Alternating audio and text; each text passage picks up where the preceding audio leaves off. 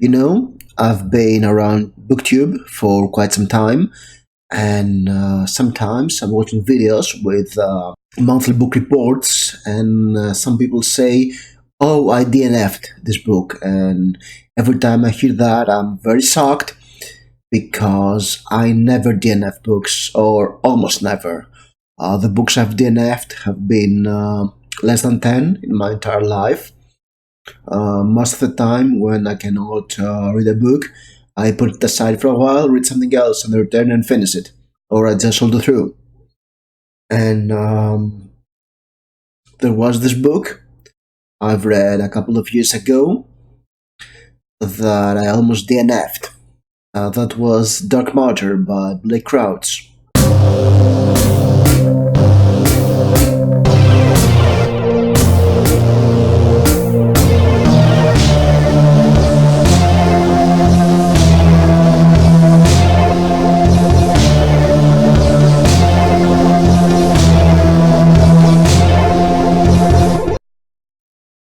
This book kind of reminded me why I don't DNF books. Dark Matter by Blake Crouch. If you've been on Goodreads around 2014, you definitely remember that this book was hyped as hell. Everybody was five-starring this book. They were writing reviews like, "Oh, this book saved my life." It had a Goodreads award at that year, and everybody was ecstatic about it. And that made me interested. So when I stumbled upon a copy in a very reasonable price, I got this book and I started reading it. And I could get why this book was successful, because it was interesting but a bit of a boring thriller. And when I say boring, it's not boring exactly. It's thrilling thriller, but it's very. It started off very safe. We have this. I think he's a school teacher that has a very ordinary job. Used to be. He's a physicist, but he left his wife, who was a painter, pregnant, so he had to go and get a job. And he's having a happy life. Everything is ordinary. And then one night he is kidnapped by somebody else. And long story short, it's an alternative self of him that dumps him in his original dimension and assumes his life.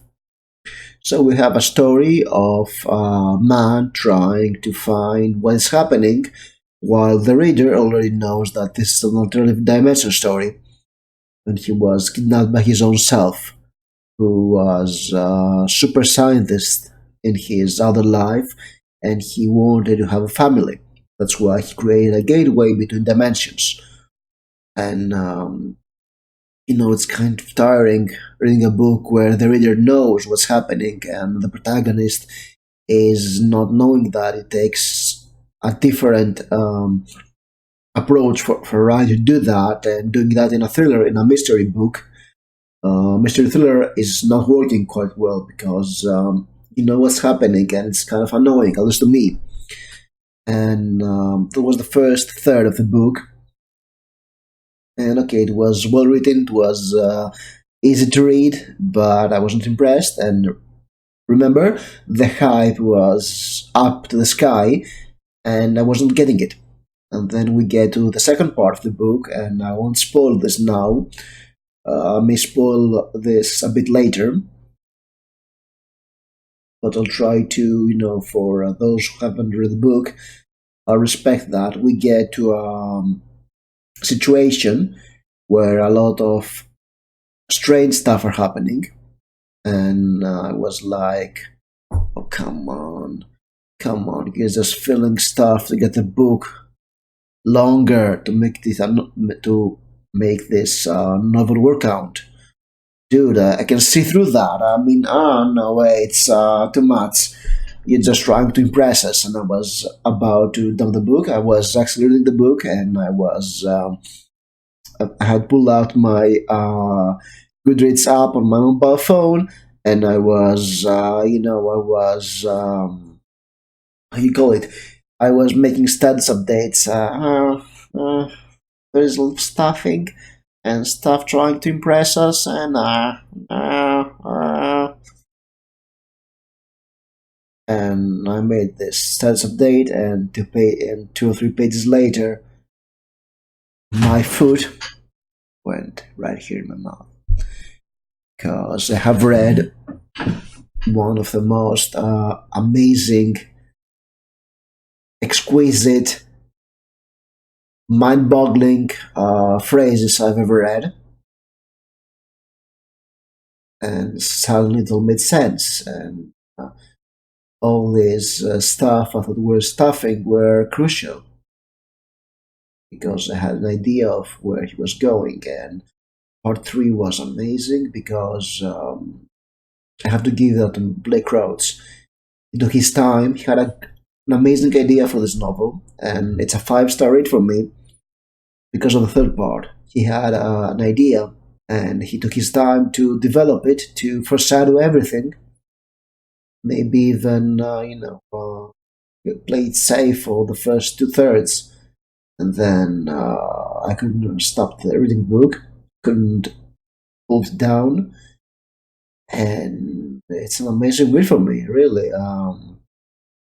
There were so many quotes you can take from this book, and they're beautifully written, and they make you think about what's life, what is choices, what could happen if you take another choice, a very tried choice, a choice that may or may not matter at all, and changes. And I'll have to pause, so I'll leave it here. That's why I don't DNF books, because as I'm reading them, despite how bad or interesting they may be, there is always this chance, this unicorn, that it will get better by the end. And I want to hope that a book I have read can be better. The reason on DNF is the fear of missing out. And the books I have DNF'd, or rather I've left on the side to read later, are books that I can see why getting better wouldn't fix them for me. And they're mostly good books, but I'm not in the mood for reading them. If it's a bad book, I can always enjoy that. I can always go and have a very acidic review about them. So yes, I have invested some time, so why not put some extra effort and finish it? I mean, it's a book. It'll take me what, 4 or 5 hours to finish it. It's nothing. I mean, I have some reading time, so yes, life is short for bad books, but once you open it, you're stuck with it. In my book. So yes, that was my non-spoiler review for Dark Matter and how it reinforced something. I used to do this a perfect example. So, do you DNF or not? Answer that because I'm curious to know your opinions about DNFing books. Thank you for watching, and I'll see you soon in another video. Bye bye.